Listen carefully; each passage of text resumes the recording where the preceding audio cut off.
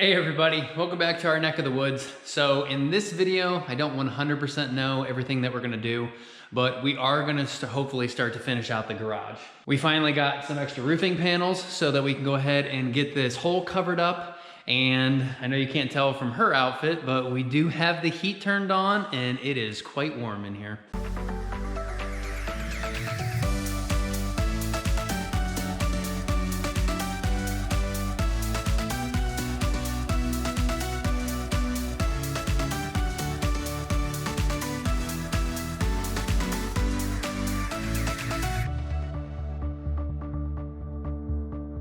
So real quick, heat is on out here in the garage and didn't go exactly smooth as I thought it would. I think we had some air locked in here somewhere and it took some time to get it to load up and actually flow properly. But we've got it set at 68 degrees. It's 68 degrees in here. It took absolutely no time to heat up. Unlike the house that took probably a good 24 hours or more, this only took several hours, probably because we are fully insulated. We're insulated on the ceiling. And again, the only thing we have to do is that hole up in there. And of course we need to fix those three little gaps right there with a piece that will go there so we can put insulation behind it. And then cold air can't go down and our heat can't rise up and get up into the attic. The other thing that we need to figure out is we got our broken window delivered. Unfortunately, they would not install it because even though they came here on the property for 34 minutes, they never once came to the RV and I was sleeping on the couch. And they said they came to the RV and knocked, but our security cameras said otherwise. And they said, hey, we attempted to deliver and install it, you weren't there, so now you owe us $322 if you want us to install it. So we can go ahead and forget this window and door company from here on out. We're just gonna go ahead and take care of it ourselves.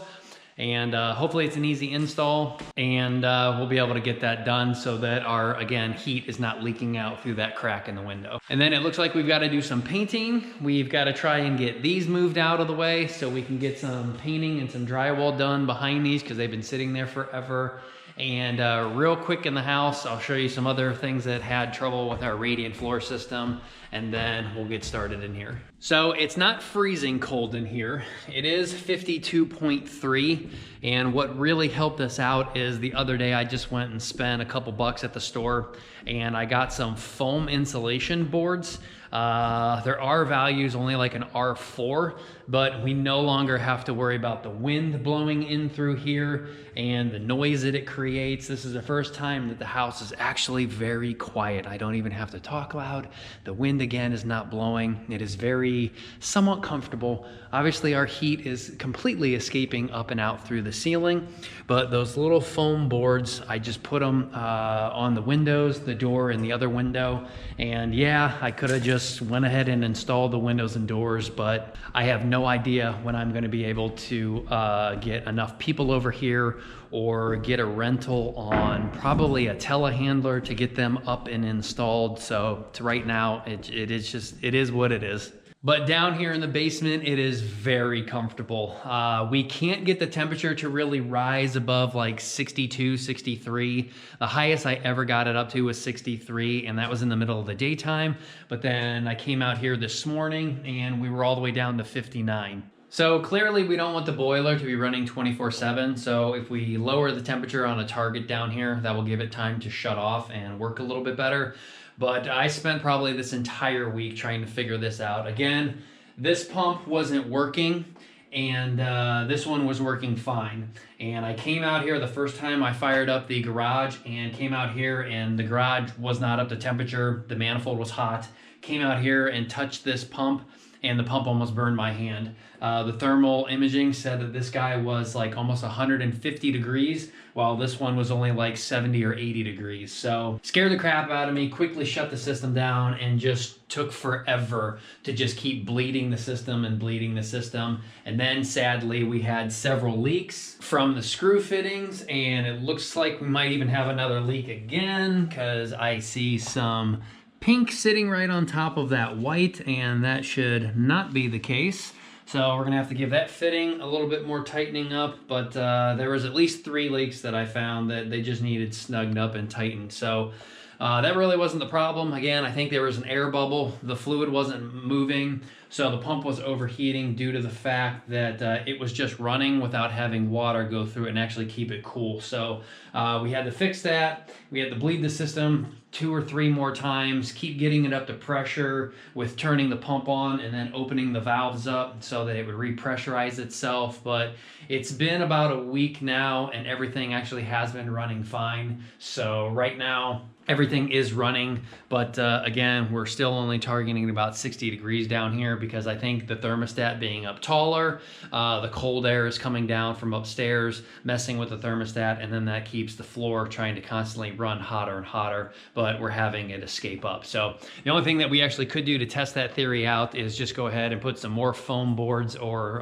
just some OSB or paneling or something over the hole over here. And then the only thing that we'd have to actually worry about heat escaping is actually up through the subfloor itself. But I do think the cold air coming down in through this hole is a problem that is affecting that. So something that we can take care of at a later time and test out. But for right now, again, system is working. Just need to do one little bit more tightening up on that.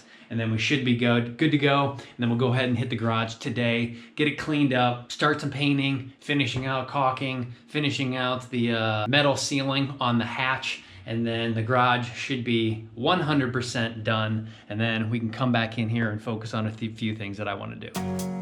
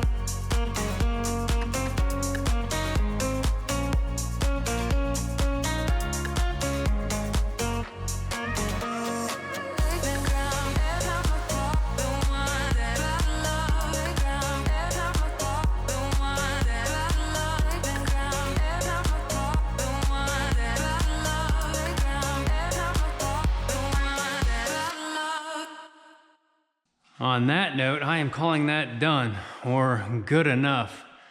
What a pain in the butt. I cannot get this gap up here to close 100%. And I even removed the screws that were in there. and put in flathead roofing nails so that it could kind of sit more flush. And then over here, I don't know if you can see it, but right about there you can see brown, which obviously you have to cut the panel back a little bit, almost so that those two panels are like equal like that with a little bit of a gap, so that the door can swing open and that metal isn't hitting the metal ceiling.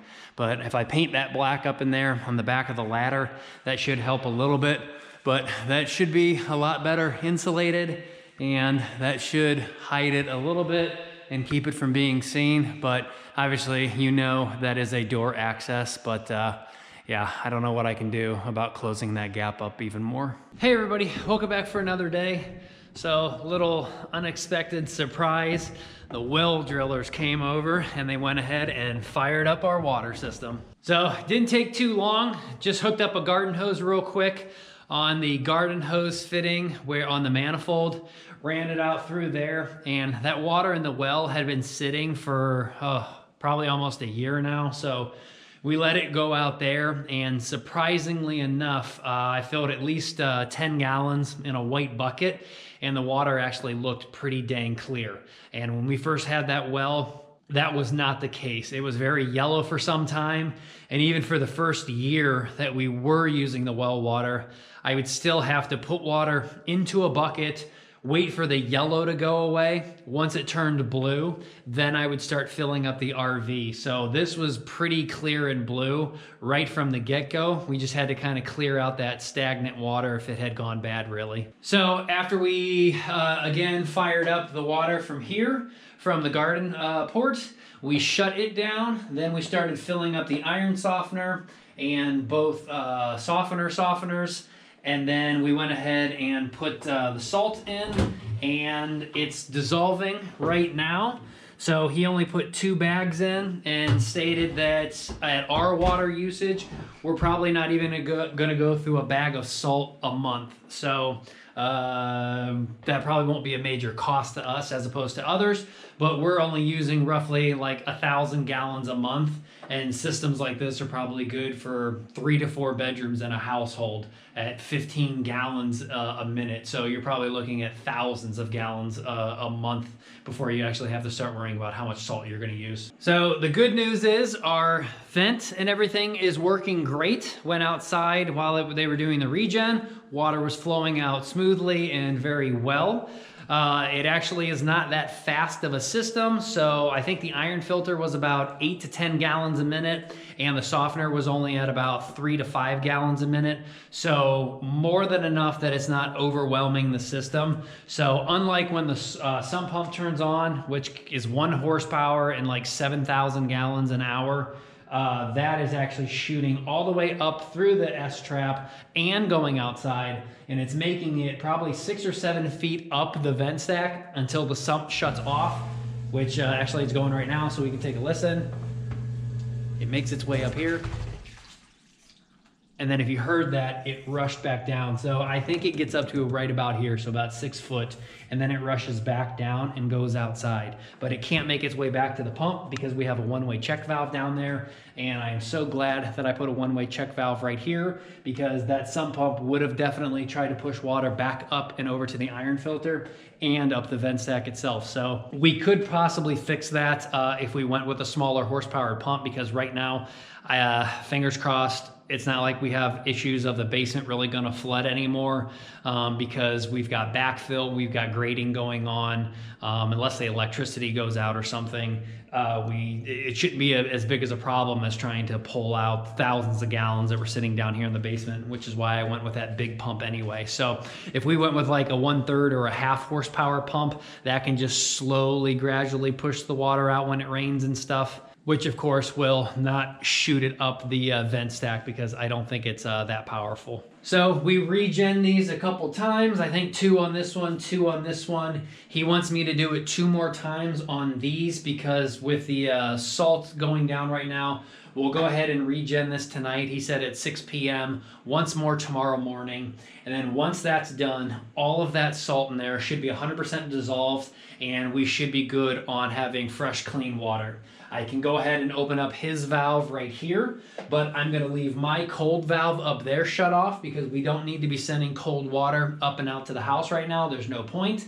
But we don't even need the boiler. We can leave the boiler shut down because right there on this T, that is actually going out to the garage. So once that valve is opened up, water will flow out to the garage, and then all we have to do is turn the handle on the outside of the garage, and we'll be having cold water going out, and we can go ahead and fill up the RV.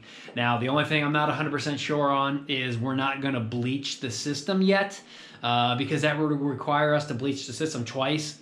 One right now, so we can use this water, but then they want to bleach the system when everything is installed. So once all of the house fixtures and stuff are done, he'll want to bleach it again. So just to save on their time and money, we're not going to bleach the well twice. But this water through here should be better than anything that we're using now, whether it be city water or a friend's garden hose that's sitting outside. It shouldn't really be any different. So we don't drink the RV water. So even if I went ahead and tested this once we get it turned on tomorrow and we start filling the RV up, if there is some coliform detected, or if there is whatever else could be detected, we don't drink it anyway. So it's not really going to be that harmful. And it's not like E. coli has been introduced into the system anytime soon. So I'm not too worried about this. But again, at a later time, we will probably do a test at some time to see what the water quality is, to see if these guys are actually working. But we'll let this garden hose run tomorrow, get hundreds and hundreds of gallons out through this system. Then we'll fill the RV up, and then we'll just see if I want to actually pay the money and have it tested to see where our hardness is at, where our iron is at, where our arsenic is at. And I guess we could do a coliform E. coli test also and just see what it is. Now, looking at their gauges, he did go ahead and set the house pressure to 70 PSI, so we should have a hell of a good water pressure in this house. But as you can see on their gauge, they're under 60 PSI right now. That looks like about 57, I would say. So I think that moved, actually. I think that was closer to 60 when we had it turned on. Like if I open up this right now and the pump actually starts flowing. So that is a pretty big difference in between the two, to have like 13 PSI difference. So not sure why that's the case. I'll have to keep an eye on this to see if the pressure keeps dropping, because that means that there must be a leak maybe somewhere down in the well, because once that pump shuts off, there should be a valve on there that the pump shuts off. It is completely off, and that should maintain pressure. But I don't know. If that's dropping, we got to take a look to make sure that there are no leaks anywhere, and that's not actually an issue. But that's all I got right now for the well. We've got water, or we can have water tomorrow, 2 more regens, and then that's one more thing checked off our list. And as long as the heat stays running, we shouldn't have any problems with freezing. I hate this property when it's windy. It's always so scary. But am I unlucky, and is Erin lucky? She just got home, and she always parks her car right there, but she was starting to park in the garage, and she's been pulling up here now since she can't park in the garage. We just lost a huge branch right here that fell literally right where she would park her car, right across through here. And this guy is a good car killer. I mean, that's a good sized branch, and probably, I don't know, 6 inches or more in diameter. That would have completely just taken out her car.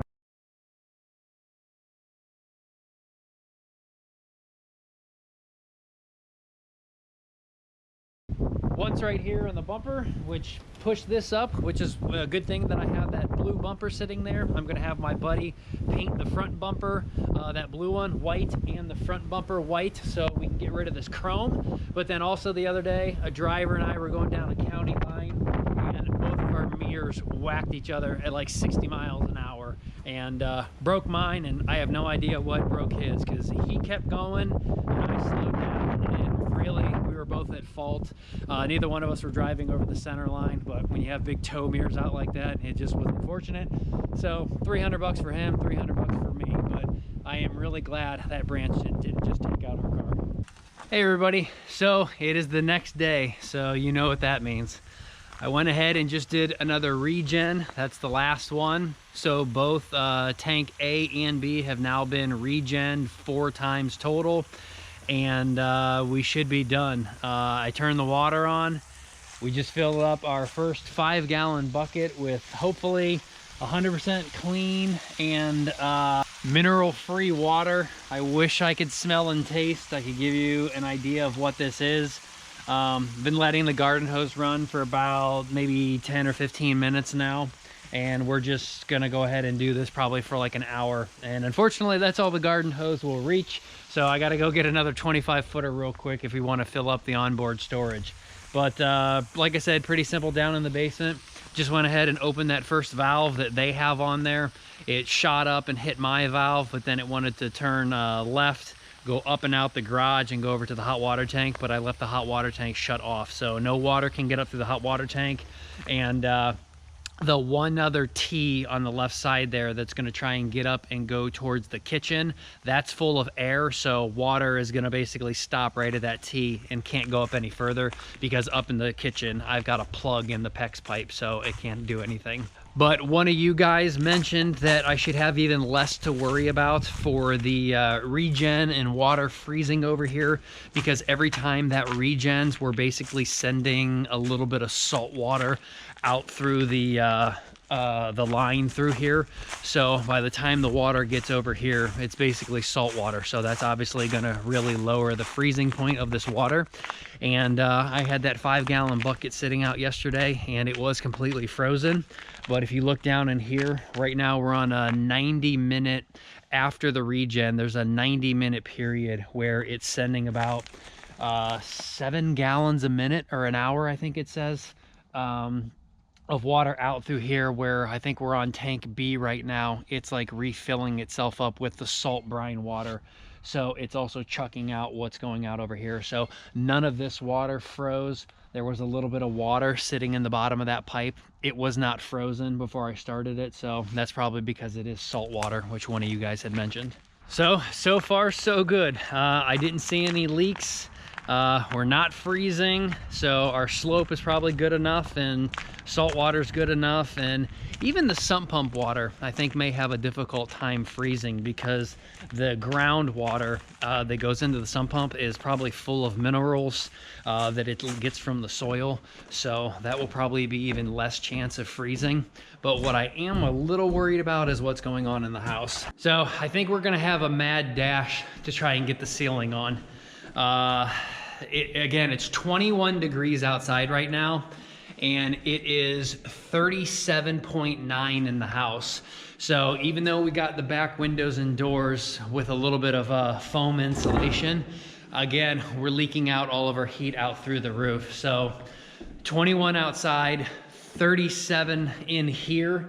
And I'm pretty sure the radiant floor in the basement has been on all night, and it's only been set to like 62 or something. But unfortunately, it is 50 degrees down here right now. So that air coming down through that stairwell is cold enough that basically it's able to freeze this slab, or get this slab to cool down. Granted, that is like 5 feet off of the ground, so the slab probably is a lot warmer than it is at my chest level right here. But again, that's making the system work all night long, which is just not good for the boiler or using our propane. So right now it is turned off. I went ahead and lowered the basement down to 50 degrees, so that way we're not fighting such a big variant there in temperature.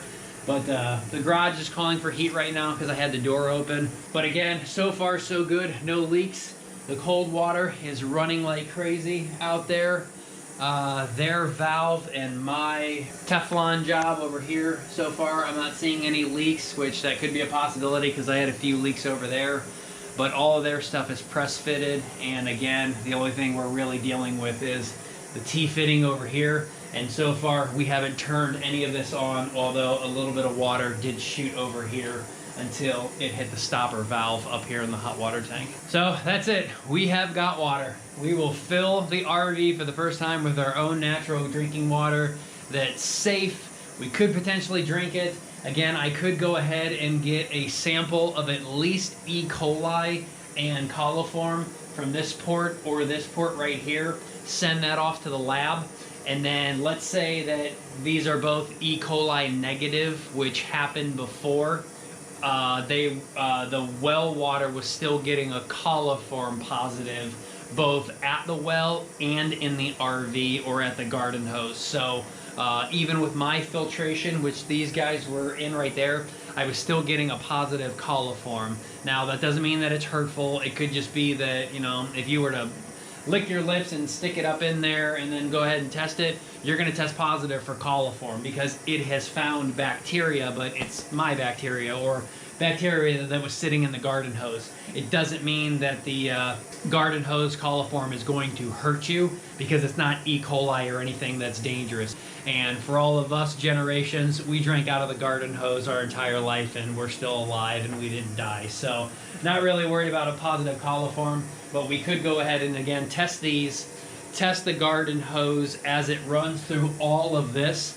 and then we can send a sample off for at least a before and after, again, arsenic, coliform, hardness, iron, etc., and then test at the garden hose and see what we're actually getting with the almost $12,000 that all this. And I don't think I ever told you guys that total, but that was the cost. So we probably had like $1,000 in the controller, $1,500 in that 15-gallon a minute pump, and then all of this right in here, plus their labor, their PEX line, and everything else. Yeah, $11,900 I think I paid for all of this stuff. So hopefully, they said after this I shouldn't have to worry about anything for years to come, except for, again, just filling with salt water. So, but I think I'm gonna let this run for another hour, go get a garden hose. We'll fill the RV for the first time, and then fingers crossed we didn't consume or take a shower in anything that was extremely bad until we get those test results back. So in the next video, we are gonna have to do a mad dash to basically get the ceiling on and get it insulated. No clue where I'm gonna get the money from. I do have a rebate that had come back from Menards. I could go ahead and get some drywall from there and not really spend any money, but square footage of drywall up in here is only about $600 some, but then I think we're looking at another like 2,000 in insulation. So don't know where I'm gonna get that from, but I think we need a mad dash to go ahead and do that because, again, while we may be airlocked right here, that water didn't go up and get into these tubes here. The fact that it is 37 in here right now and it's only 21 outside, by the time we hit 0 degrees outside, we could actually drop below freezing in here. And again, we're gonna be having that radiant system be working 24/7 just to maintain 50 right now, or eventually 40 if I keep having to drop it. And that's just not gonna be good for saving on energy or money or propane or anything like that. So I think we are gonna have to scrounge up 2 or 3 grand and quickly get this ceiling on, get it insulated. And then once that's done, it doesn't matter. I don't think those foam boards being an R4 are going to be anything terrible. I think windows and doors probably let more than that in. In fact, that front door there, for example, that's probably only got an R value of 2 inches thick of whatever they use, like a foam core type of door. That there is probably only like an R10 or so. So it's not like going down to an R4 is really that big of a difference. It's probably something better than the windows could be themselves, since they go off of a U factor instead of an R value. But it's the ceiling that is the big thing right now. So I think it's gonna be a mad dash to get some help over here, go get a drywall lift and just start putting on the drywall and then trying to throw in insulation afterwards. So we'll figure that out later. But like I said, I didn't know how this video was gonna plan out. We definitely can go ahead and continue on the garage, but that's gonna be a few days for me to keep mudding that one section that I had to do. Then I can sand and then I can paint, and we'll just finish the garage up at a later video. So in the upcoming videos here, we'll be able to hopefully get the ceiling done, get the painting and the drywall and everything done into the garage, and all the trim work around the windows. And then a third video, again, I'll let you know how the water quality is gonna be. So hang tight with us. Again, I'm gonna wrap it up here. Kind of a short video for you guys just to get something out for this week. But once starting the garage finished out that we have water, we no longer will have a bill. And I'm excited about that. So if you guys are excited and enjoy, hit the thumbs up. If you got any questions or see anything else that I should be doing, comment or message us on Instagram, NeckofTheWoods 2020, and we'll see you guys next time. Take care.